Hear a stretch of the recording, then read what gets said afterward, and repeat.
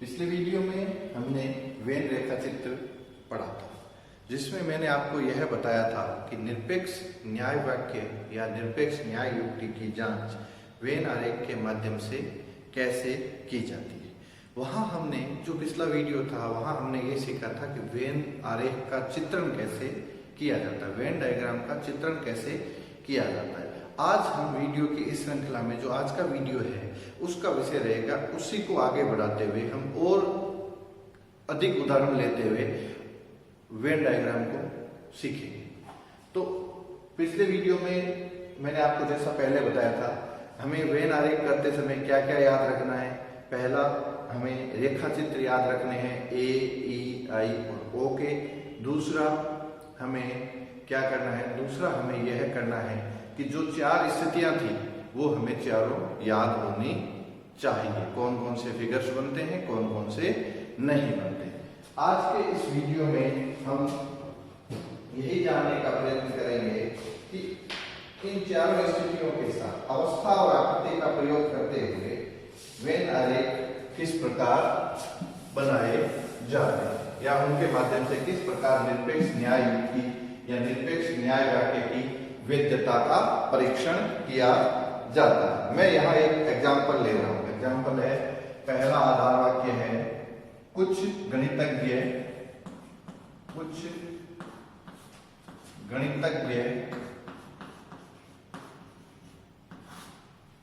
संगीतकार हैं।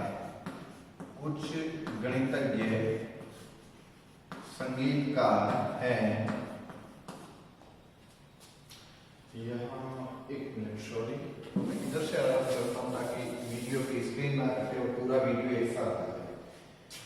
पहला आधार वाक्य, कुछ गणितज्ञ संगीतकार हैं।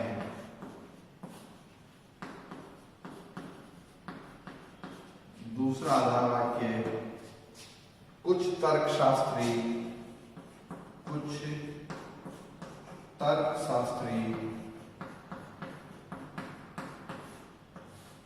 गणितज्ञ हैं।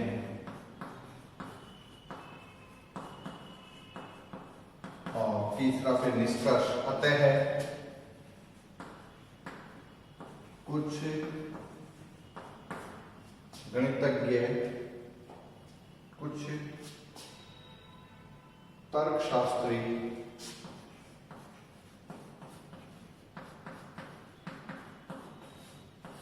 संगीतकार हैं। यह एक उदाहरण है जिसकी हमें वेन आरेख के माध्यम से वैधता जांचनी है। इसकी वैधता हमें वेन डायग्राम के माध्यम से जांचनी है। तो सबसे पहले, जैसे मैंने आपको बता रखा है, हमें क्या करना है, सबसे पहले निष्कर्ष देखना है। निष्कर्ष के बारे में मैंने आपको बता रखा है, अतः या इसलिए, इसके बाद आने वाला प्रत्येक निरपेक्ष तर्क वाक्य सदैव उस न्याय युक्ति का निष्कर्ष होता है। तो सबसे पहले निष्कर्ष में हमें उद्देश्य और विधेय पद अलग कर लेने हैं। यह हुआ निष्कर्ष का उद्देश्य पद। इसको शॉर्ट रूप में, संक्षिप्त रूप में मैंने एस लिख दिया। एस क्यों लिखता हूं, बार बार बता चुका हूं, आपको अब तक समझ भी आ गया होगा। और यह हुआ हमारा विधेय पद।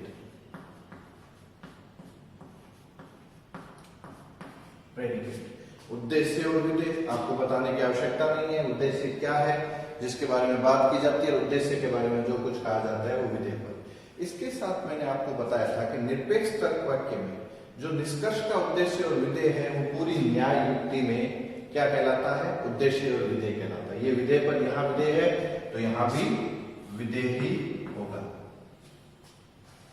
इसके साथ यह उद्देश्य पद है तर्कशास्त्री, तो यह भी उद्देश्य पद कहलाएगा। फिर मैंने बताया था निरपेक्ष न्याय वाक्य में तीन पद होते हैं, उद्देश्य पद, विधेय पद और मध्यम पद। उद्देश्य विधेय के अलावा एक पद ऐसा होता है जो निष्कर्ष में तो नहीं आता है लेकिन दोनों आधार वाक्यों में आता है, वह कहलाता है हमारा मध्यम पद। क्या कहलाता है, मध्यम पद। इसको हमने लिखा था एम से, ये हुआ मध्यम पद। अब पहले काम हमने ये कर लिया, उद्देश्य विधेय मध्यम पद अलग कर लिए। इसके पश्चात अगला काम होता है वेन रेखा चित्र में इन निरपेक्ष तर्क वाक्यों की पहचान करना। किस प्रकार के? कुछ एस पी हैं, अर्थात कुछ हैं। किस प्रकार का हुआ? कुछ है वाले आई प्रकार के, दूसरा भी कुछ है आई प्रकार के, और तीसरा भी कुछ है आई प्रकार के। अब हमें क्या करना है? यह बन गया आई आई आई। अब एम पी है, आई इनके सामने लिख देने हैं एम पी एस एम और एस पी। इसके साथ जब हम ए ई आई और ओ के रेखा चित्र पढ़ रहे थे, उनका प्रतीकात्मक रूप से प्रतीकात्मक चित्रण पढ़ रहे थे, तो मैंने क्या लिखा था? आई के इक्वल क्या लिखा था? Not equal to zero, not equal to zero, not equal to zero. तो यह हुआ वेन आरेख की पहली शीट। सबसे पहले अगर परीक्षा में सवाल आया इस प्रकार का, तो सबसे पहले हमें क्या करना है? उद्देश्य विधेय और मध्यम, सब्जेक्ट प्रेडिकेट और मिडिल, इनकी पहचान करनी है। इनकी पहचान कर ली, एस की कर ली, पी की कर ली, एम की कर ली, एस पी एम की पहचान कर ली। पहचान करने के बाद अगला हमारा काम है इन निरपेक्ष तर्क वाक्यों की पहचान करना। इनकी भी पहचान कर ली, आई आई आई। उसके बाद इनके जो वेन रेखा चित्र बनाते समय जो बताए थे वो सब लिख दिए। अब इसके बाद इनका वेन रेखा चित्र बनाएंगे। वेन रेखा चित्र बनाते समय मैं इसको थोड़ा यहाँ हटा देता हूँ, यहाँ आ नहीं पाएगा बोर्ड में। यह मैं यहाँ लिख देता हूँ I I I, M P not equal to zero, S M not equal to zero, S P not equal to zero. अब हम इसका वेन डायग्राम या वेन रेखा चित्र बनाएंगे। वेन रेखा चित्र बनाते समय क्या करना है? तीन पद होते हैं निरपेक्ष क्या है युक्ति में, तो यहाँ तीन पदों का आपसे संबंध दर्शाया जाएगा। यह बना वृत्त उद्देश्य पद का, यह वृत्त विधेय पद का, और तीसरा वृत्त मध्यम पद का। तीसरा वृत्त उद्देश्य विधेय और मध्यम, यहां लिख दिया सब्जेक्ट प्रेडिकेट और मिडिल, उद्देश्य विधेय और मध्यम। अब उद्देश्य पद पे आया है, उनके नाम भी लिख सकते हैं। जैसे यहाँ उद्देश्य क्या है? तर्कशास्त्री, तो यहाँ हम लिख सकते हैं तर्कशास्त्री। विधेय क्या है? संगीतकार, यहाँ हम लिख सकते हैं संगीतकार। और मध्यम क्या है? मध्यम आया है हमारा गणितज्ञ, तो यहाँ हमने लिख दिया गणितज्ञ। यह हुआ। अब इस उदाहरण को देखते हैं। क्या करते हैं? सबसे पहले हम नंबरिंग करते हैं ताकि हमें समझने में आसानी हो। 1 2 3 4 5 6 7 और 8। अब मैंने आपको बताया था जब भी हमें जॉन वेन के रेखा चित्र बनाने हैं तो क्या करेंगे? हम पहले दो आधार वाक्यों का चित्रण करेंगे इसमें, और देखेंगे कि इन दो आधार वाक्यों को चित्रण करने से क्या तीसरा अर्थात निष्कर्ष का चित्रण हो गया है या नहीं हुआ है। दो के चित्रण करने हैं और देखना है कि तीसरा यानी निष्कर्ष का चित्रण हो गया है या नहीं हुआ है।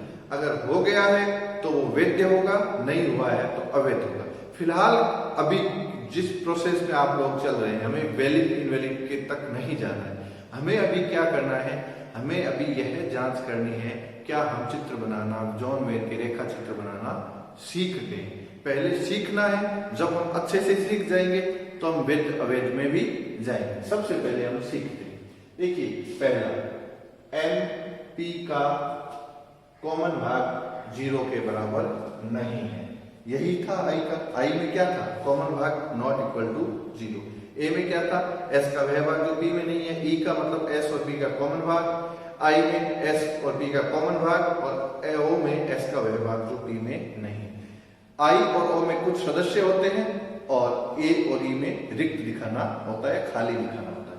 यहाँ हमारे पास किस प्रकार का है, पहला आई प्रकार का। एम और पी के कॉमन भाग 0 के बराबर नहीं है। एम और पी का कॉमन भाग, जैसा फिर आपकी सहूलियत के लिए एस पी और एम, 1 2 4 5 2 3 5 6 4 5 6 और 7। क्या कह रहा है, एम और पी का कॉमन भाग, जो एम में भी हो और पी में भी हो। कौन कौन है, 5 भी है, 6, यह क्या है, दोनों में कॉमन है, तो 5 और 6। अब हमें क्रॉस कहाँ, ये x कहाँ लगाना है, x लगाना है कॉमन भाग में। अब कॉमन भाग में अगर x हम यहाँ लिखेंगे तो ये खाली रह जाएगा, यहाँ लिखेंगे तो यह खाली रह जाएगा। तो हम क्या करेंगे, दोनों का जो बीच का हिस्सा है, दोनों का जो बीच का हिस्सा है उस पे हम x लिख देंगे। ऐसे x लिख सकते हो। अगर आपको लगता है ये सब सही से नहीं लिखाया जा रहा तो आप इस तरह से भी इंग्लिश के कैपिटल X अक्षर में भी x को दर्शा सकते हैं। पहला आधार वाक्य दर्शा दिया। अब हमारा आया दूसरा। दूसरा क्या कहता है, s और m के कॉमन भाग को, जो कॉमन भाग है वो 0 के बराबर नहीं है। s और m में क्या कॉमन है, 4 कॉमन है और 5 कॉमन है। 4 और 5 s में भी है और m में भी है। ये रहे 4 और 5, तो 0 हमने यहाँ 4 और 5 के कॉमन भाग को क्रॉस कर दिया, x लगा दिया। ठीक है, तो जैसा मैंने आपको बताया था, पहले 2 आधार वाक्यों का चित्रण करना है। दोनों का कर दिया, ये पहले का, ये दूसरे का, तीसरे का नहीं करना है। देखना है कि इन 2 के चित्र बनाने से क्या तीसरे का चित्रण अपने आप हो गया। तीसरे का चित्रण क्या कहता है, s और p का कॉमन भाग, s और p का कॉमन भाग क्या है, s और p का कॉमन भाग है 2 और 5। इनमें 2 और 5 कॉमन है, 2 और 5 इसका कॉमन भाग। क्या क्रॉस हुआ है, क्या 5 के अंदर क्रॉस आया हुआ है, x आया हुआ है, क्या 2 के अंदर x आया हुआ है, कहीं भी x नहीं है। अब आपके सामने यह सवाल आ सकता है कि सर यह यहाँ तो x आया हुआ है, यहाँ तो x है, इस x की सुनिश्चितता नहीं है। यह 2 भागों के बीच कॉमन आया हुआ, 4 के साथ भी है, 5 के साथ भी है। यहां हम स्पष्ट रूप से नहीं कह सकते कि 4 में गया है या 5 में गया है, ये वाला 5 में गया है या 6 में गया। हो सकता है ऐसी सब स्थितियां बने, ये 4 में आ जाए, ये 6 में आ जाए। तो यहाँ संभावना है, निश्चितता नहीं है। तो इसलिए यह युक्ति क्या होगी, अवैध होगी। फिलहाल जैसा मैंने आपको बताया कि अभी हमको यह चेक नहीं करना है कि यह युक्ति कौन सी बनी है, यह आकृति कौन सी है, MP, SM, SP। जो 4 आकृतियां मैंने आपको बताई थी, MP, SM, SP, I की द्वितीय प्रथम आकृति बनती है I फर्स्ट। यह क्या होगी, यह योग होगा I फर्स्ट का। यह योग क्या होगा, अवैध होगा। वेन रेखा चित्र के द्वारा जब हम इस न्याय युक्ति की जांच की तो यह अवैध सिद्ध हुआ। एक और युक्ति लेते हैं। मुझे पता है अभी आपको थोड़ा अजीब सा लग रहा होगा, समझ में नहीं आएगा, लेकिन जब हम बार बार उदाहरण करेंगे, कहते हैं ना, करत करत अभ्यास से जन्मति होत सुजान। बार बार अभ्यास करने से हमारी बुद्धि में तीक्ष्णता आती है। उसी तरह से जब हम बार बार वेन डायग्राम के उदाहरण लेंगे तो हमें समझ आएगा। यह उदाहरण हुआ। एक और एग्जाम्पल हम लेते हैं। क्या है एग्जाम्पल,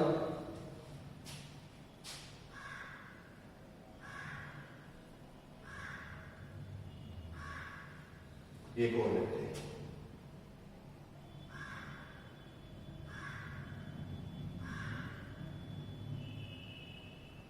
सभी दार्शनिक वैज्ञानिक हैं, सभी दार्शनिक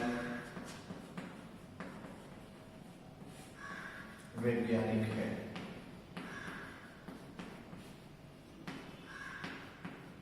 दूसरा,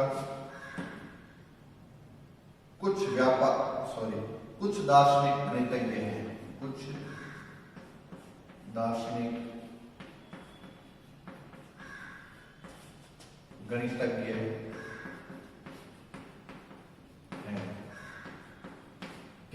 और निष्कर्ष अतः कुछ गणितज्ञ वैज्ञानिक हैं। अतः कुछ गणितज्ञ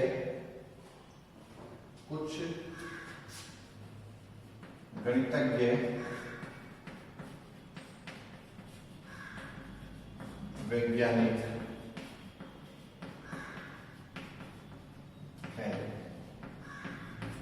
यहां भी देखिए, यह हुआ उद्देश्य पद, यह हुआ विधेय पद, विधेय विधेय रहता है, यह हुआ विधेय, और यह हुआ मध्यम पद, यह हुआ उद्देश्य पद, और यह हुआ मध्यम पद। अब हमें करनी है इन तर्क वाक्यों की पहचान। सभी हैं, किस प्रकार के हैं? ए प्रकार के। कुछ हैं आई प्रकार के, कुछ है आई प्रकार के। अब स्थितियां जो बनी इनके सामने लिख देते हैं। एम पी, एम एस और एस पी। ए में क्या बताया? इक्वल टू 0, आई में नॉट इक्वल टू 0, आई में नॉट इक्वल टू 0। यह स्थिति बन गई, इसमें कहीं कोई दिक्कत नहीं है। क्या हुआ? पेपर में सीधा ऐसे दिया हुआ आएगा, तो हमने क्या किया? उद्देश्य, विधेय और मध्यम की पहचान कर ली और इनको इनकी आकृति सामने रख ली। MP MS SP, MP MS SP. कौन सी स्थिति हुई? चौथी स्थिति। 4 आकृतियां बता रखी है, इसका योग क्या बना? आई आई आई।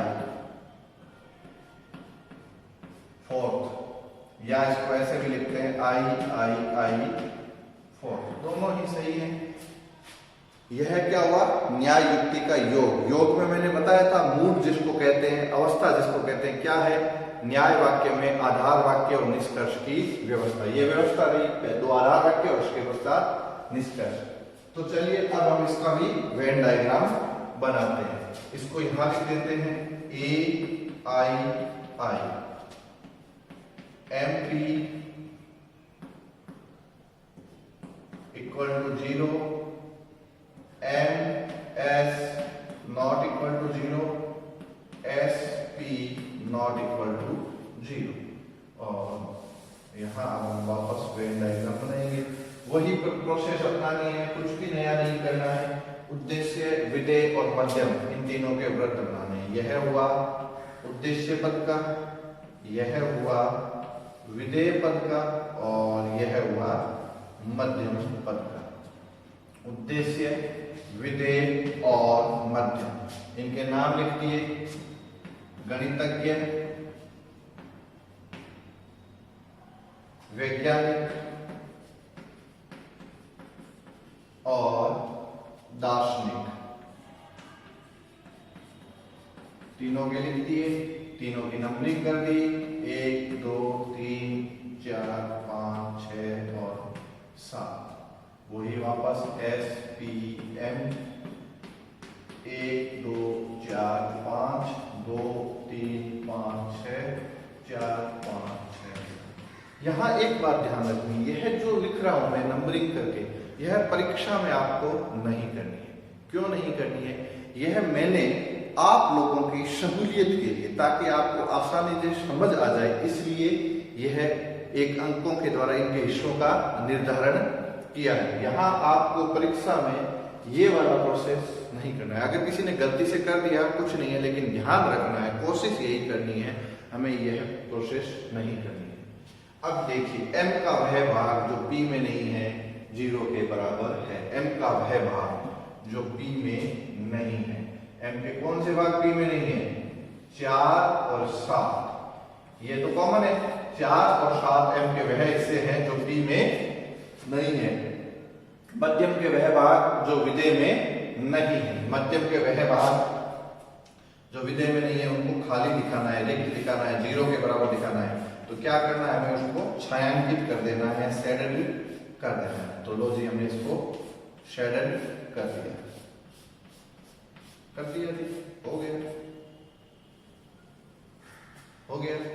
अब शेडेड हो गया, तो अब हमको क्या करना है, पहले का आधार वाक्य का चित्रण हमने कर लिया। दूसरा क्या कहता है, एम और एस का जो कॉमन भाग है 0 के बराबर नहीं है, इसके कुछ सदस्य हैं जैसे एक्स, तो वो दिखाने हैं हमें, यहाँ चित्रण करना होगा एम और एस, ये रहा एस ये रहा एम, दोनों के कॉमन भाग कौन से एम और एस के, एक तो 4 है और एक 5 है, 4 और 5 एम में भी है और एस में भी है।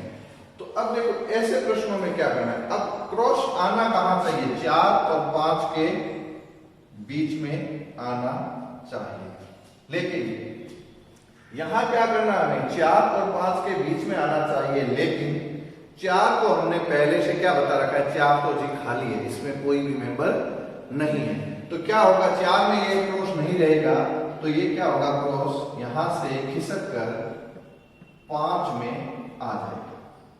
अब 5 में क्यों आएगा, इसको हम देखते हैं। क्या कहता है, एम और एस के कुछ सदस्य हैं, 0 के बराबर नहीं है, कुछ सदस्य हैं। एम और एस के कॉमन भाग में कितने भाग हैं, 2 हिस्से हैं, 4 नंबर 5 नंबर, 2 घर है, एक घर 4 नंबर का है, एक घर 5 नंबर का है। 4 नंबर घर को हमने पहले ही कह रखा है जी, इस घर पे तो ताला लगा हुआ है, यहाँ तो कोई नहीं रहता, ये तो खाली मकान है, तो खाली मकान है और कह रहे हैं दूसरे आधार वाक्य हम कह रहे हैं 4 या 5 में से कोई एक रहता है, तो 4 तो पहले ही हमें पता है खाली है, ताला लगा हुआ है, तो वो सदस्य कहाँ रहेगा, वो सदस्य कहाँ मिलेगा, 5 नंबर वाले घर में या 5 नंबर वाले जगह में स्पेस में मिलेगा, इसलिए यहां से ये खिसक कर यहां आ जाएगा। अब हमें चेक करना है ये S और P के कुछ सदस्य हैं, S और P के कुछ सदस्य हैं, S और P के कुछ सदस्य मतलब इनके कॉमन भाग में कोई रहता है, कॉमन भाग में कोई रहता है या कुछ रहते हैं, कुछ रहते हैं मतलब कहीं भी रह सकता है, 2 नंबर वाले घर में भी रह सकता है, 5 नंबर वाले में भी रह सकता है। तो ये देखिए यहाँ 5 नंबर में है, तो यह क्या हो जाएगा, आई की 4th आकृति क्या हो जाएगी, वेन आरेख के द्वारा हम जब जांचते हैं तो यह आकृति वैध या वैलिड हो जाएगी। तो ये मैंने आज आपको 2 और उदाहरणों के माध्यम से समझाया, आप इनको देखिए समझिए। जो वीडियो का जो अगला पार्ट आएगा, पार्ट 2, ये पार्ट 1 था, पार्ट 2 जो आएगा उसमें फिर हम 2-4 एग्जाम्पल वेन डायग्राम के लेंगे और उनके माध्यम से हम ये समझेंगे क्या किस प्रकार हम वेन आरेख के माध्यम से निरपेक्ष न्याय युक्तियों की वैधता जांचते हैं। Thank you.